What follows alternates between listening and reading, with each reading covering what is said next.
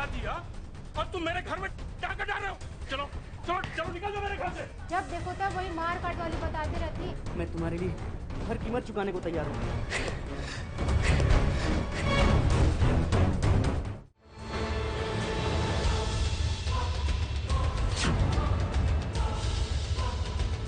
आरती, आरती, सुरेश, सुन तो बेटा, देख तो आरती को क्या हो गया, उनका नब्ज चल रहा है।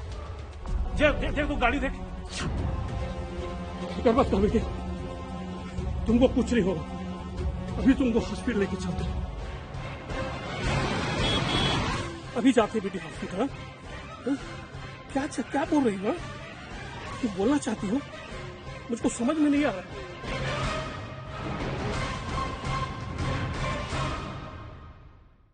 दिन भर काम निपटाने के बाद पिता जब घर वापस लौटा तो उसे अपनी बेटी लहूलुहान और जली हुई हालत में मिली, जिसका चेहरा बुरी तरह से झुलसा हुआ था। वे फौरन उसे लेकर अस्पताल की तरफ दौड़े। रास्ते में वो लड़खड़ाती जबान से कुछ कहना चाहती थी, लेकिन क्या, ये जानने के लिए हम आपको कुछ वक्त पहले लेकर चलते हैं, जहां से इस कलंक कथा की शुरुआत हुई। पुलिस के बयानों के आधार पर इस एपिसोड का नाट्य रूपांतरण किया गया है, जिसे निभाने वाले सभी पात्रों का इस घटना से किसी भी तरह का कोई संबंध नहीं है। जगह है गंगापुर इलाका, अंबिकापुर, छत्तीसगढ़।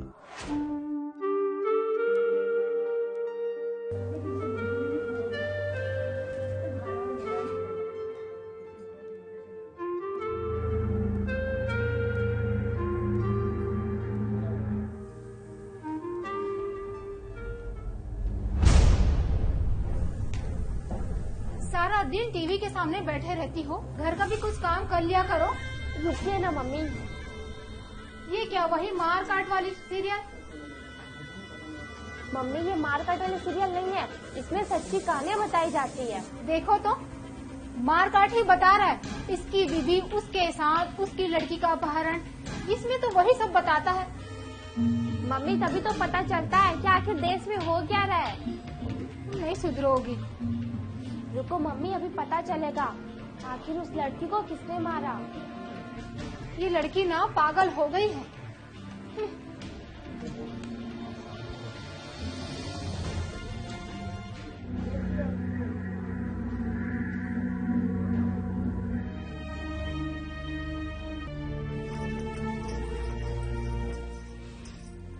काम है नहीं, सारा दिन टीवी देखते रहती है। अरे क्या हुआ? बेटी को बेकार डांटती रहती हो। डांटू नहीं तो क्या करूं? सारा दिन टीवी में आग गड़ाए बैठे रहती है। ठीक है, ज्यादा गुस्सा मत किएगा। सुनो जी, मेरी बहन का बेटा रमेश आज आ रहा है, तुम जरा टाइम निकाल के उसे लेने चले जाओगे? बहन का बेटा आ रहा है? मतलब कोई लाट साहब आ रहा है क्या? घर आ जाएगा खुद? अगर तुम्हारा कोई रिश्तेदार आता तो, और मैं कहती उसे तो? ठीक है भैया, गुस्सा मत हो, लेने चला जाऊंगा।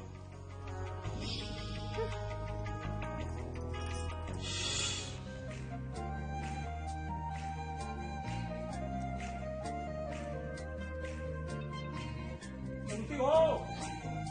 मैं रमेश को लेने जा रहा हूँ।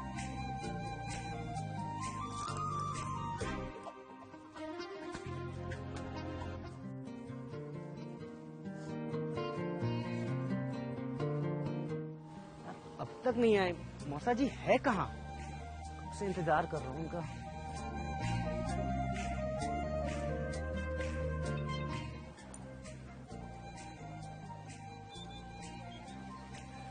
कैसे रमेश, ठीक हो? बस मौसा जी बढ़िया हूँ। और घर में सब ठीक है? हाँ घर में सब ठीक है, पर पापा की तबीयत बीच में थोड़ी खराब हो गई थी। ले चलो घर चलते हैं।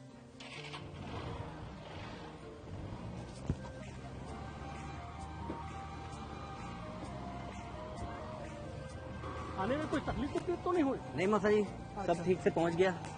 आपकी मौसी याद कर रही थी? हाँ बहुत दिन हो गए मौसी जी से मिले भी, आप लोग से मिले।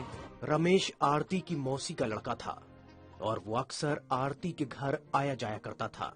उस दिन भी आरती के पिता उसे घर लेकर आए। बैठो। अरे पानी वानी लेके आओ, रमेश आ गए। आ गया रमेश? हाँ। मौसी कैसे हो? ठीक हूँ, कैसे हैं? मैं बढ़िया मौसी। अच्छा, और मम्मी? सब अच्छे हैं, आप कैसे हो? मैं भी ठीक हूँ। बैठो। कुछ खाने वाने का व्यवस्था करो। हाँ हाँ हाँ भाई, बैठो बैठो, हाँ, मैं मौसी। चाय नाश्ते की व्यवस्था करती हूँ। अच्छा बैठो बेटा, मैं आ रहा हूँ।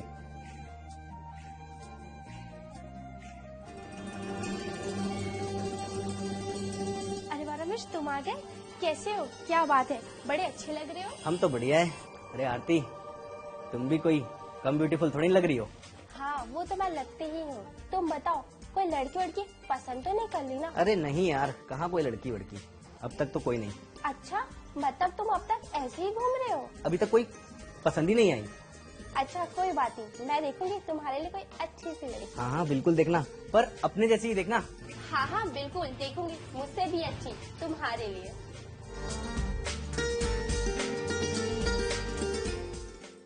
आरती और रमेश मौसेरे भाई बहन थे, लेकिन आरती को लेकर रमेश की नजरों में शरारत दिखाई देने लगी। वो उसे किसी न किसी बहाने छूने की कोशिश करता, लेकिन आरती उसकी इन हरकतों को नजरअंदाज कर देती। तो क्या रमेश और आरती दोनों के दिल में चोर घर कर चुका था? बताएंगे एक ब्रेक के बाद।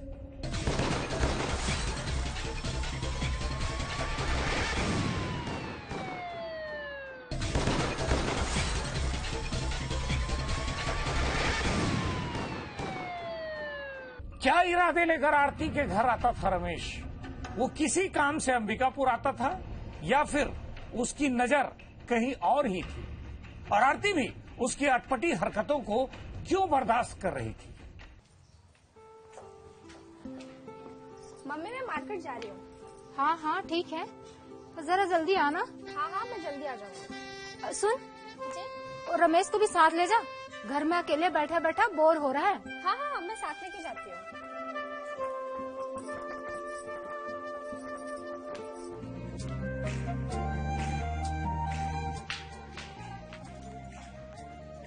ये लो चाबी। चलो भी।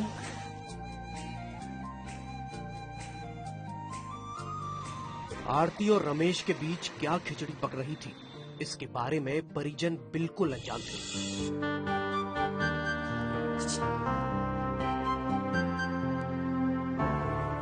इधर आरती मुस्कुराकर रमेश की हरकतों को नजरअंदाज करती जा रही थी, जिससे रमेश का हौसला 7वें आसमान पर था। और आखिर मौका देखकर उसने अपने दिल की बात आरती को कह दी, जिसे थोड़ी नानुकुर के बाद आरती ने भी उसकी चाहत को स्वीकार कर लिया। दोनों के बीच प्यार का इजहार क्या हुआ, उनका रिश्ता सारी हदों को पार करने लगा।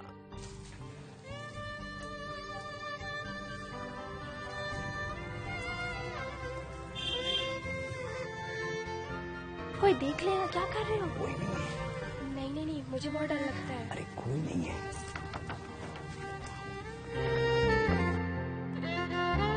अरे बैठो तो, बैठो। रमेश, तुम समझते नहीं हो, मम्मी पापा देखेंगे तो मेरी जान ले लेंगे। अरे घर पे कोई नहीं है, मौसी जी सो रही है और मौसा जी तो बाजार गए। तुम बताओ, वैसे इतनी ब्यूटीफुल कैसे हो? सब तुम्हारे प्यार का असर है। ओहो, हमारे प्यार का असर है, अब तो दिन ब दिन और खिलते जा रहे हैं।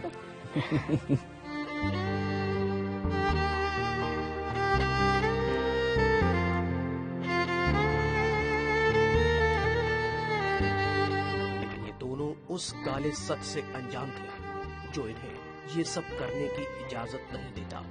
हुआ भी यही। रमेश, ये क्या हो रहा है?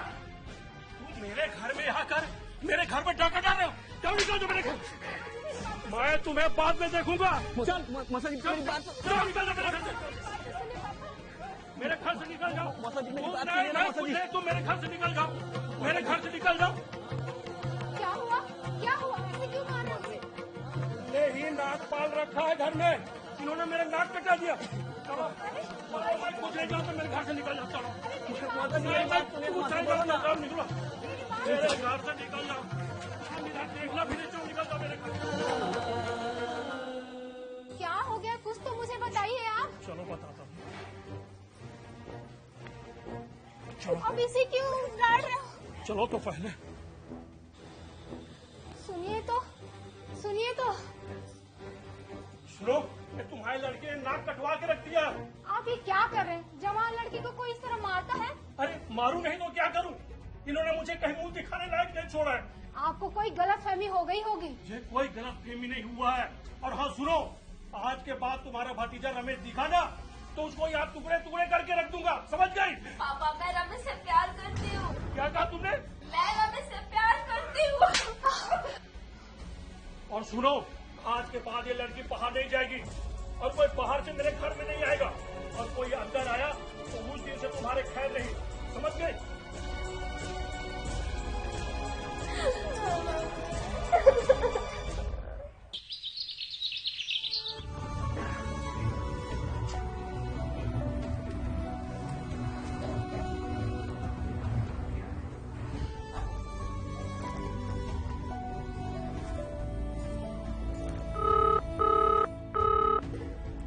हेलो रमेश। हाँ हाँ कैसे हो तुम? कुछ नहीं यार, बस तुम्हारी बहुत याद आ रही है। हाँ मुझे भी तुम्हारी बहुत याद आ रही है। मैं भी तुम्हारे बिना नहीं रह सकता, मगर मौसी को समझाएगा कौन? तुम कुछ करते क्यों नहीं हो? मुझे तुम्हारे पास आना है, मुझे यहाँ नहीं रहना। मैं नहीं रह सकती तुम्हारे बिना, तुम समझते क्यों नहीं हो? अगर आपसे कुछ नहीं होता है तो बोल दो, मैं कुछ सोचती हूँ। तुम बोलो, क्या करना है? तुम मेरी एक बात मानोगे? मेरे पास एक आइडिया है। लेकिन आइडिया क्या है, ये तो बताओ। ऐसा करो, कल तुम अंबिकापुर आ जाओ, सारी बात मैं वही तुम्हें बताती है। तुम एक बार बोलो तो। अरे सारी बात अभी मैं नहीं बता सकती ना तुम्हें फोन पे।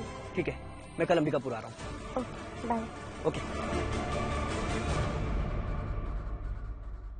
आरती और रमेश के बीच पनप रहे रिश्ते के बारे में जब परिजनों को पता चला तो उनके पैरों तले से जमीन खिसक गई। एक तरफ उन्हें समाज में बदनामी का डर सता रहा था, तो दूसरी तरफ उन्हें आरती की बातों ने हिला दिया था। इधर आरती और रमेश के दिमाग में भी कोई शैतानी कीड़ा रेंग रहा था। आखिर क्या करने वाले थे वो दोनों, बताएंगे एक और ब्रेक के बाद।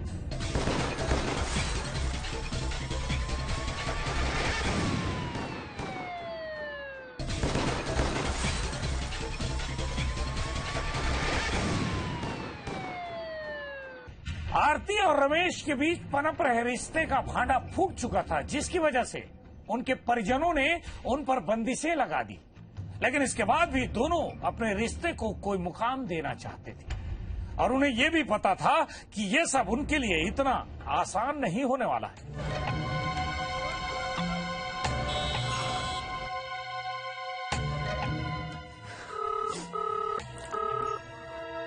हेलो। हेलो। हाँ रमेश, कहाँ हो तुम अभी? यही तुम्हारे घर के पीछे। अच्छा एक काम करो, सीधे घर आ जाओ, घर पर भी कोई नहीं है। ठीक है, मैं आ रहा हूँ तुरंत।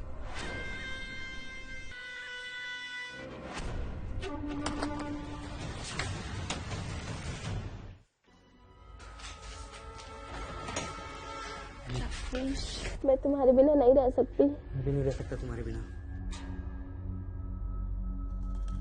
यार। पर हमें साथ रहने के लिए करना क्या होगा? हमें खून करना होगा। क्या बकवास कर रही हो? मैं बकवास नहीं कर रही हूँ। अगर तुम मेरा साथ रहना चाहते हो तो तुम्हें मेरा साथ देना होगा। किसी का खून करके हम कैसे साथ रह सकते हैं? पहले तुम ये बताओ कि मैं जो बोलूंगी वो तुम करोगे कि नहीं करोगे? आरती, मैं तुम्हारे लिए हर कीमत चुकाने को तैयार हूँ। ठीक है, मेरी एक फ्रेंड है कृति, मैं उसे फोन करके घर बुलाती हूँ। हमें उसे जान से मारना है। तुम तैयार रहना, ठीक है?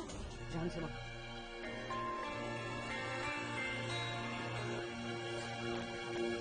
हेलो।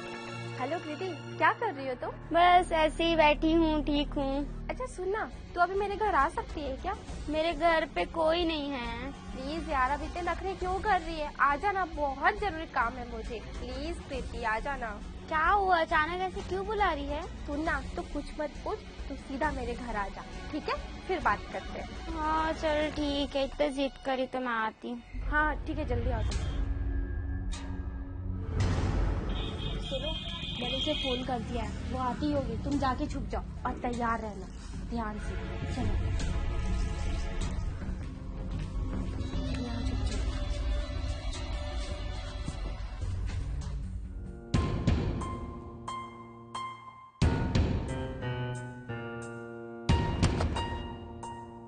अरे कृति आओ ना। चलो आओ। और कैसी हो? ठीक। आओ। और बताओ कैसे घर पे? ठीक।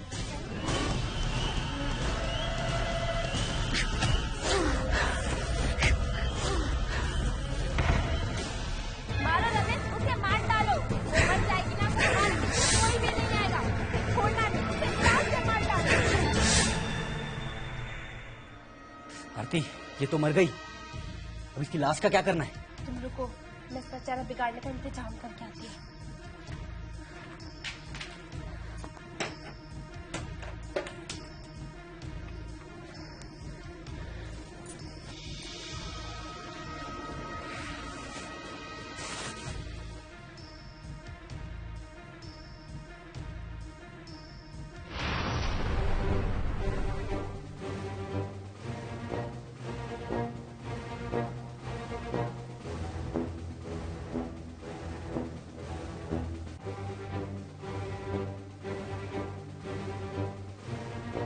एक काम करती हूँ, मैं इसे अपने कपड़े पहना देती हूँ ताकि सबको ये लगे कि मैंने सुसाइड किया और फिर यहाँ से हम बहुत दूर चले जाएंगे। अच्छा ठीक हो रही, जल्दी करते हैं।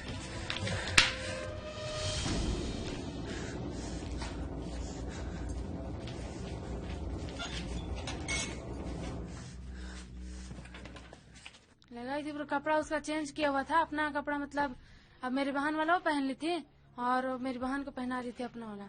तो हम लोग कंफ्यूज हो गए कि आरती ही करके, तो उसका आधा शरीर दिखा था, आधा से हम लोग सोचे कि वही है करके नहीं देखे हम लोग। फिर वापस आ गए, मम्मी बोली कि जा घर, तो मैं आ गई वापस। तो फिर बाद में जब खोजने लगे शाम हुआ कि नहीं मिल रही है मेरी बहन, तो फिर बाद में पता चला कि नहीं है मतलब करके फिर वही है। भैया जब अस्पताल में गए देखने तब पता चल रहा है कि मेरी बहन है। हम लोग भाई बहन नहीं मानते थे, घर वाले देख लिए थे, फिर हम लोग नहीं, फिर वो कभी मेरे घर नहीं आता था। सब बाहर वाले भी बोलते थे कि वो हमेशा काहे आता है। सावधान इंडिया सीरियल देख रही थी, फिर मेरे मन में प्लान आया, अपने मन से फिर मैं की। कृति को बेरहमी से मौत के घाट उतारने के बाद आरती और रमेश घर से बाहर निकले थे। कृति का चेहरा जलाने के बाद आरती ने उसे अपने कपड़े भी पहना दिए, जिससे ये लगे कि आरती ने खुदकुशी कर ली है और वो अपने रिश्ते के भाई रमेश के साथ कहीं दूर जाकर अपनी जिंदगी गुजार सके। लेकिन कृति में जीने की इच्छा इतनी प्रबल थी कि इतने हमले के बाद भी कई घंटों तक उसकी सांसें चलती रहीं और अस्पताल ले जाते वक्त उसने इशारों इशारों में पूरी बात आरती के परिजनों को बता दी। वहीं कृति की मौत के बाद पुलिस ने आरती और रमेश की मोबाइल लोकेशन ट्रेस करते हुए उन्हें बिहार के डेहरी आनसोन रेलवे स्टेशन से गिरफ्तार कर लिया। फिलहाल ये दोनों जेल में हैं और मुकदमा कोर्ट में चल रहा है। काश नासमझी में ही बीत जाती जिंदगी, समझदारी ने तो सब कुछ छीन लिया हमसे। जवानी की दहलीज पर कदम रखते ही रमेश और आरती प्यार के फेर में पड़ गए। प्यार को पाने की चाहत ऐसी कि उनके हाथ एक बेगुनाह की जान लेते वक्त भी नहीं कांपे। गुनाह में आज इतना ही, अगले रविवार फिर मिलूंगा एक और सच्ची वारदात के साथ। अपने घर में जगह दिया और तुम मेरे घर में क्या कर रहे हो? चलो चलो चलो निकल जाओ मेरे घर से। जब देखो तब वही मार काट वाली बताते रहती। मैं तुम्हारे लिए हर कीमत चुकाने को तैयार हूँ।